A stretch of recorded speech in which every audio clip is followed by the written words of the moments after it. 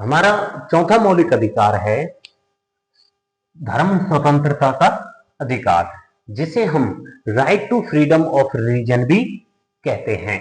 और ये अधिकार आपका अनुच्छेद 25 व 28 के अंतर्गत है। उसके बाद अनुच्छेद 25 में धर्म को मानने आचरण करना व प्रचार करने का अधिकार है, परंतु इससे समाज पर बुरा प्रभाव नहीं पड़ना चाहिए। फिर आता है आपका अनुच्छेद 26, और अनुच्छेद 26 में ये कहा जाता है कि धार्मिक संस्था की स्थापना करने की स्वतंत्रता है, धार्मिक कार्यों के प्रबंधन की स्वतंत्रता है, अनुच्छेद 26 के तहत। फिर आता है आपका अनुच्छेद 27, और अनुच्छेद 27 में ये कहा गया है कि धार्मिक कार्यों के लिए व्यक्तियों से कर नहीं लिया जा सकता।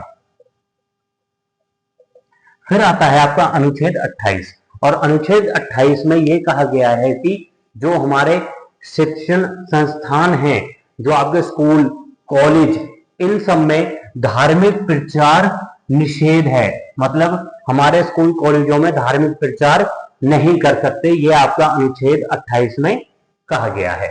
फिर आता है आपका संस्कृति और शिक्षा संबंधी अधिकार, जिसे हम कहते हैं आपका कल्चरल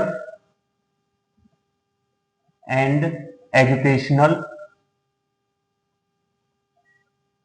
राइट, और यह आपका अनुच्छेद 29 और 30 में है। अनुच्छेद 29 आपका कहता है कि अल्पसंख्यक वर्गों के हितों का संरक्षण आपका अनुच्छेद 29 करता है। हमारे अल्पसंख्यक वर्ग कौन से हैं? आपके मुस्लिम, ईसाई, बौद्ध, जैन, सिख और पारसी, ये आपके अल्पसंख्यक वर्ग हैं, और इनका संविधान में कोई परिभाषा नहीं है। उसके बाद अनुच्छेद 29 ये कहता है कि धर्म, जाति, रंग के आधार पर अल्पसंख्यक वर्गों के साथ भेदभाव नहीं किया जा सकता। फिर आता है आपका अनुच्छेद 30, और अनुच्छेद 30 ये कहता है कि अल्पसंख्यक जो वर्ग हैं हमारे, इनको अपनी इच्छा अनुसार शिक्षण संस्था की स्थापना करने का अधिकार है। फिर आता है हमारा छठा मौलिक अधिकार, जो है आपका संवैधानिक उपचारों का अधिकार, और संवैधानिक उपचारों को हम राइट टू कॉन्स्टिट्यूशनल रेमेडीज भी कहते हैं। और इस मौलिक अधिकार में है आपका अनुच्छेद 32, और अनुच्छेद 32 को बी आर अंबेडकर ने संविधान की हृदय व आत्मा कहा है। अनुच्छेद 32 के तहत अगर हमारे मौलिक अधिकारों का हनन होता है, अगर हमारे मौलिक अधिकारों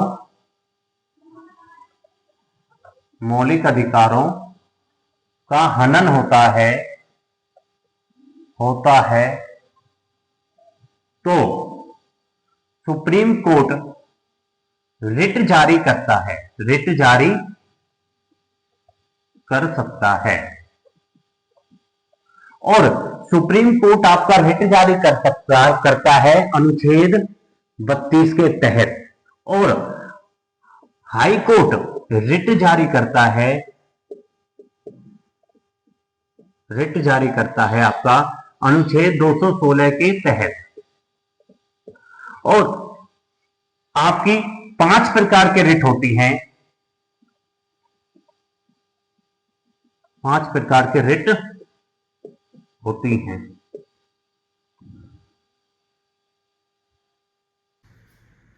हमारे 5 प्रकार के रेट हैं। जैसा मैंने आपको बताया कि अनुच्छेद 32 के तहत सुप्रीम कोर्ट 5 प्रकार के रेट जारी कर सकता है।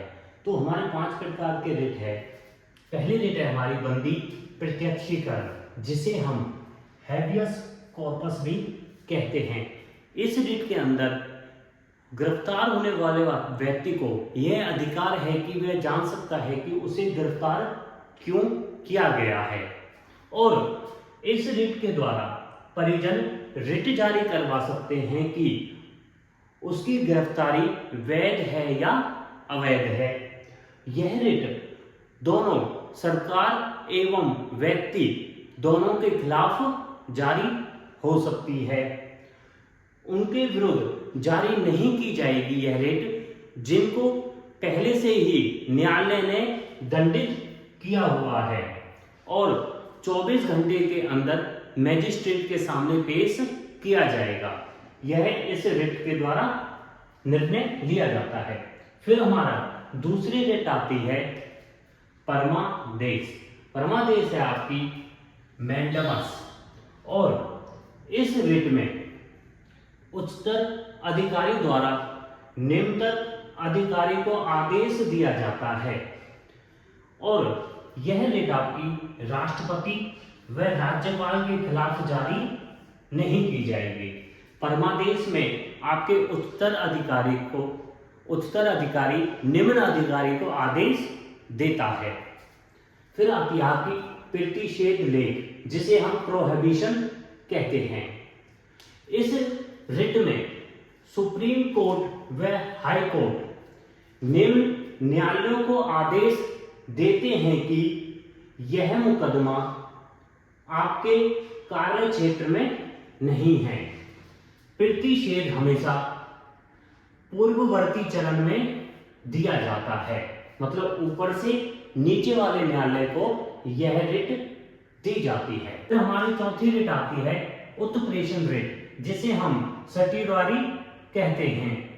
इस रिट में छोटे न्यायालयों को आदेश दिया जाता है कि जो लंबित मुकदमे हैं, जो काफी समय से छोटे न्यायालयों के पास हैं, उन्हें वरिष्ठ न्यायालयों को भेजें, और यह रिट हमेशा उत्तरवर्ती चरण में दी जाती है।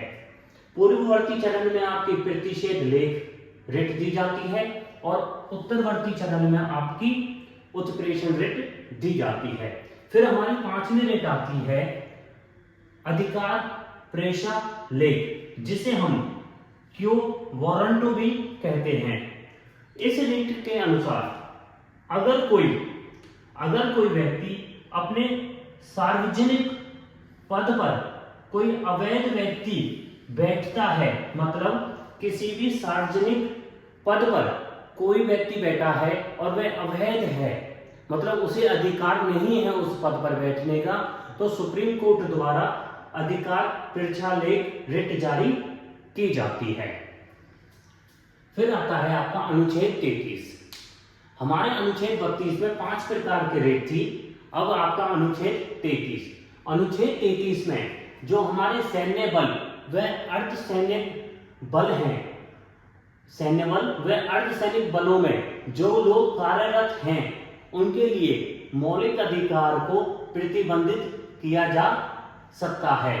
और इस अनुच्छेद में जो कानून बनाने का अधिकार है वो आपका संसद को है, विधानसभा को नहीं है। संसद इसमें कानून बना सकती है, विधानसभा इसमें कानून नहीं बना सकती। फिर आता है आपका अनुच्छेद 34, और अनुच्छेद 34 में यदि किसी क्षेत्र में सैन्य अधिनियम या मार्शल लॉ लागू है तो उस क्षेत्र के लिए मौलिक अधिकारों को स्थगित किया जा सकता है। मतलब वहां पे जो मौलिक अधिकार हैं, अगर किसी भी क्षेत्र में सैन्य अधिनियम लागू है तो उस क्षेत्र के लिए मौलिक अधिकारों को स्थगित किया जा सकता है, और अधिकार दिया जाता है कि अगर वो तलाशी करना चाहें तो तलाशी कर सकते हैं, अगर आवागमन पर रोक लगाना चाहें तो रोक लगा सकते हैं। फिर आता है आपका अनुच्छेद 35, और अनुच्छेद 35 में ये कहा गया है कि संसद जो भी कानून बनाएगी वह आपका अनुच्छेद 35 के तहत बनाएगी और कानून बनाने का अधिकार आपका संसद को है, विधानसभा को नहीं है। हमारे अनुच्छेद 352 आपका राष्ट्रीय आपात के दौरान, आपका राष्ट्रीय आपात 300 अनुच्छेद में आता है। अगर हमारे देश में राष्ट्रीय आपात है और अनुच्छेद 352 के तहत राष्ट्रीय आपात लगाया जाता है तो उसमें अनुच्छेद 352 के तहत अनुच्छेद 19 जो आपका राइट टू फ्रीडम है उसको निलंबित किया जा सकता है। अनुच्छेद 20 और अनुच्छेद 21 को कभी भी निलंबित नहीं किया जा सकता। आपके दो अनुच्छेद जो कभी भी निलंबित नहीं होते वो है आपके अनुच्छेद 20 और 21। अनुच्छेद 19 को निलंबित किया जाता है जब हमारे देश पर अनुच्छेद 352 के तहत राष्ट्रीय आपात लगाया जाता है। उसके बाद महिलाओं का मंदिरों में प्रवेश, एक ऐसा केस आया था जब 2016 में शनि सिंगनापुर मंदिर में महिलाओं के प्रवेश के लिए विवाद हुआ था, तो 1 अप्रैल 1916 को बॉम्बे हाई कोर्ट ने महिलाओं के मंदिरों में जाना वैध ठहराया था।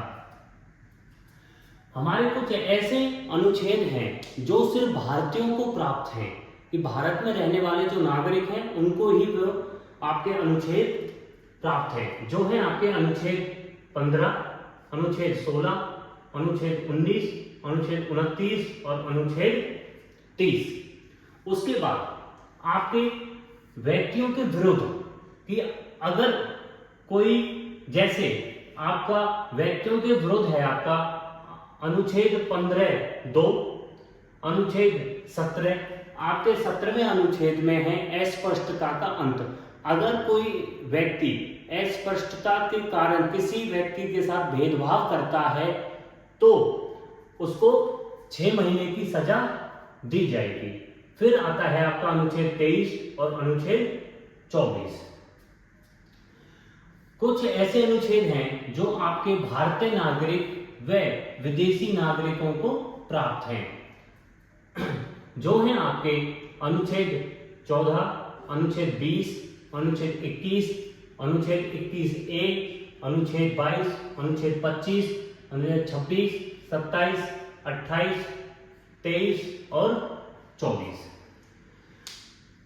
एक बैलगाड़ी रेस होती है और जलीकट्टू एक खेल होता है जिसमें बुल फाइटिंग, आपस में बैलों को या सांडों को लड़ाया जाता है, उसको आपके सुप्रीम कोर्ट ने बैन कर दिया है 2014 को।